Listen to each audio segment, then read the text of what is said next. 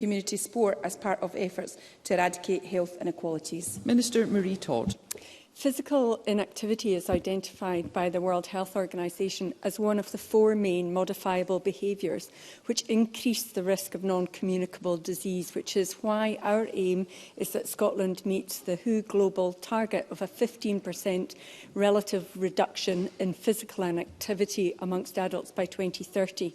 Community sport can play a significant role in the achievement of this aim, and Sport Scotland works in partnership with governing bodies of sport, local authorities, leisure trusts, clubs and community organisations to provide opportunities for all to participate in sport. We also invest through Sport Scotland in key programmes such as community sports hubs that benefit communities across the country. Carol Mockin. Thank you, Presiding Officer. At last week's Health Committee, there were 2 particular contributions in community sport which the Government may wish to listen to, and I quote, "Access to community facilities is one of the largest challenges that sport and the voluntary sector as a whole face, and we do not have a national strategic approach to ensuring that there is investment in community sport activity as a key route to health and well-being." Does she agree with me, and is it not the case that this Government's incessant cuts to our local councils and therefore cuts to our communities show tackling health inequality has never actually been a priority to this Government? Minister.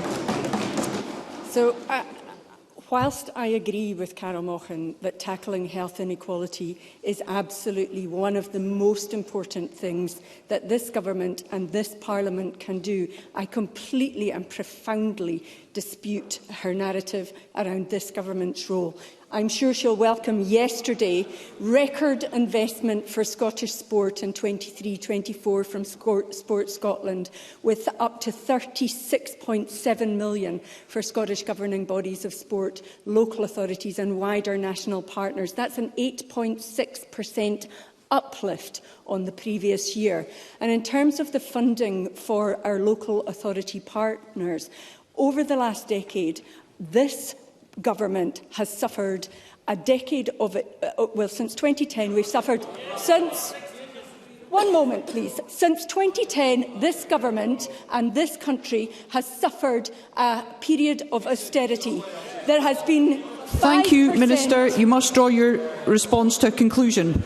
There's been I can't respond. Thank you, Minister. I will move on to the next question, and I call Fiona Hislop. Is the Minister aware that the community swimming pools in Brox